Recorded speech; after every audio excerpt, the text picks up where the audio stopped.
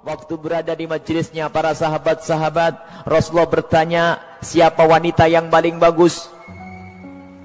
Wanita yang paling bagus. Wanita yang paling bagus tuh kayak apa? Kalau bahasa kita wanita yang paling cantik tuh kayak gimana sih? Para sahabat Nabi bingung menjawab. Ada yang ngomong mungkin dalam hatinya berkata, mungkin sholatnya ya, mungkin puasanya, mungkin semuanya pakai mungkin.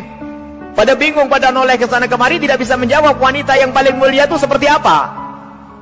Sayyidina Ali juga tidak bisa menjawab.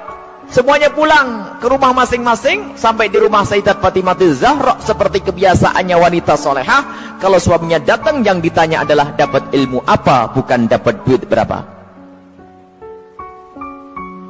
Sayyidat Fatimah Zahra bertanya, wahai suamiku, apa yang kau dapat dari ayahanda?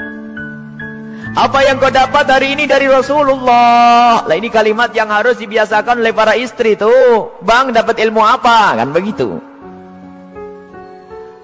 Sayyidina Ali menjawab, kami dapat banyak, cuman kami juga dapat pertanyaan yang kami semua tidak bisa menjawab. Pertanyaan apa? Wanita yang paling mulia itu seperti apa? Wanita yang mulia itu seperti apa? Dijawab oleh Siti Fatimah Zahra, aku yang punya jawabannya. Apa? Dibisikkanlah di telinga Sayyidina Ali. Seketika itu wajah Sayyidina Ali berbinar-binar senang, wajahnya berseri-seri, mata berbinar-binar. Aku menemukan jawaban. Pasti aku nanti bakal dibanggakan oleh Rasulullah karena sudah punya jawaban. Di esok harinya ketemu lagi dengan Rasulullah. Siapa yang sudah punya jawaban?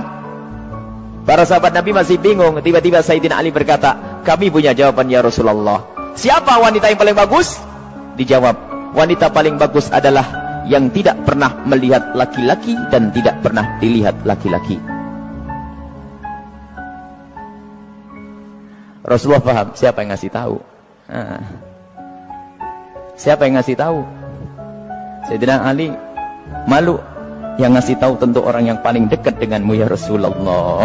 Sayyidat Fatimah Zahra yang membisikkan bahwasanya wanita mulia adalah yang tidak pernah melihat laki-laki dan yang tidak pernah dilihat laki-laki. Maknanya apa? Bukan tidak melihat seperti ini, maknanya apa? Kalau dilihat laki-laki nggak senang. Dan kalau ada laki-laki tidak penasaran, siapa itu? Oh hidungnya, oh bukan itu rendah.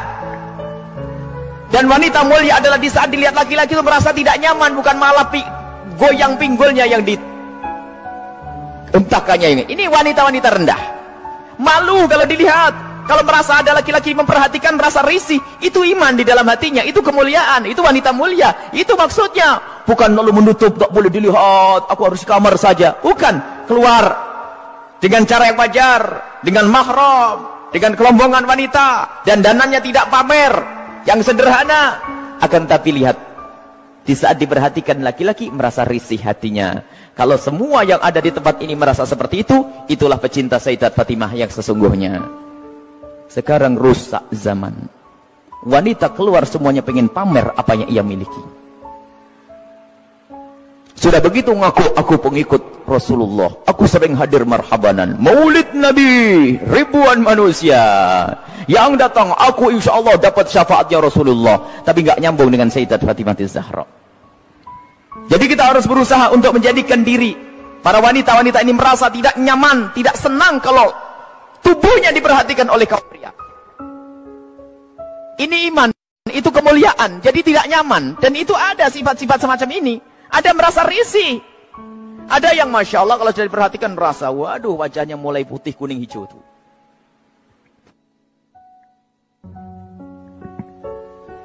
Ada kalau sudah diperhatikan laki-laki berubah semuanya. Mulai cara berjalannya, mulai cara ininya Masya Allah. Sampai cara ngomongnya di model-model. Pasti itu wanita yang tidak pernah kenal Sayyidat Fatimah Zahra. Dan ini maksudnya tidak melihat dan tidak dilihat itu adalah menjauhkan dari hatinya rasa senang pamer dan dananya.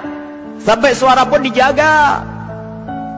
Suara dijaga Sayyidat Fatimah Zahra, suara dijaga, dan rasa malunya sangat tinggi Sayyidat Fatimah Zahra. Sangat malu, pemalu beliau itu. Fatimah Zahra berada di depan kamar, di depan rumah bersama Asma binti Umais. Asma binti Umais itu adalah bekas istrinya Ja'far At-Tayyar. Di saat itu ada jenazah yang lewat. ada jenazah yang lewat, dan di saat ada jenazah yang lewat, tiba-tiba Siti Fatimah menangis.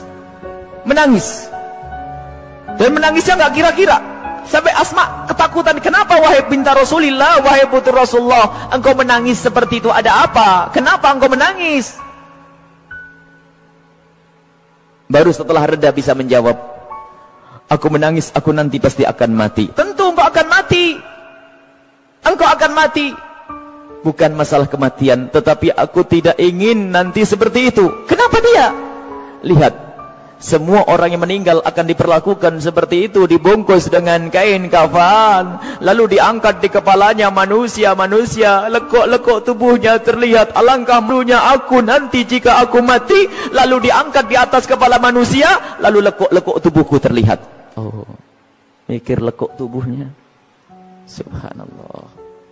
Setelah mati itu yang digambarkan, bukan waktu hidup. Ini ngaku pecinta Fatimah Zahra, ngaku pecinta Sayyidat Fatimah Zahra, tidak pernah merasa risih lekuk tubuhnya dilihat orang. Jadi Siti Fatimah Zahra itu merasa malu kalau nanti dilihat setelah meninggal. Lalu Asma bercerita, wahai Fatimah, waktu aku di Habasyah, aku melihat ada orang itu, kalau ada orang meninggal, itu dibuatkan satu kotak. Kemudian mayat dimasukkan ke dalam kotak, kemudian ditutup pelepah korma, sehingga tidak kelihatan itu. Kalau bahasa kita keranda. Mendengar jawaban seperti itu, Sayyidat Fatimah Zahra sangat senang dan menyambut dengan kegembiraan. Asma, aku berwasiat, kalau aku mati nanti, tolong dibuatkan aku seperti itu. Dan akhirnya setelah Sayyidat Fatimah Zahra meninggal, Asma sendiri yang membuat untuk Sayyidat Fatimah Zahra. Dan inilah di dalam sejarah disebutkan bahwa pertama kali orang pakai keranda di dalam Islam adalah Sayyidat Fatimah Zahra. Bukan masalah pertamanya, tapi kita harus tahu maksudnya apa. Ini loh yang penting. Maksudnya adalah menjaga kehormatan. Padahal juga nggak apa-apa orang mati, kelihatan auratnya pun tidak dosa. Orang meninggal tidak ditanya lagi oleh Allah, akan tapi rasa malunya Sayyidat Fatimah Zahra sampai menghantarkan beliau untuk berwasiat kalau meninggal nanti agar dibuatkan yang demikian ini. Dan termasuk wasiat yang lainnya apa? Agar dikubur di malam hari. Tidak ingin, masih ingin, takut kalau dilihat oleh orang. Inilah Sayyidat Fatimah Zahra. Jadi rasa malunya luar biasa. Dan ini pendidikan dari Rasulullah SAW. Memang kita harus banyak mencontoh beliau. Rasa malu ini mahal. Kalau sudah malu ini dicabut dari seseorang, maka semuanya akan dilakukan dari keharaman. Rasa malu ini kemuliaan, malu yang sesungguhnya. Malu kepada Allah, malu kita melakukan kemaksiatan. Dan malunya seorang wanita itu adalah kemuliaan.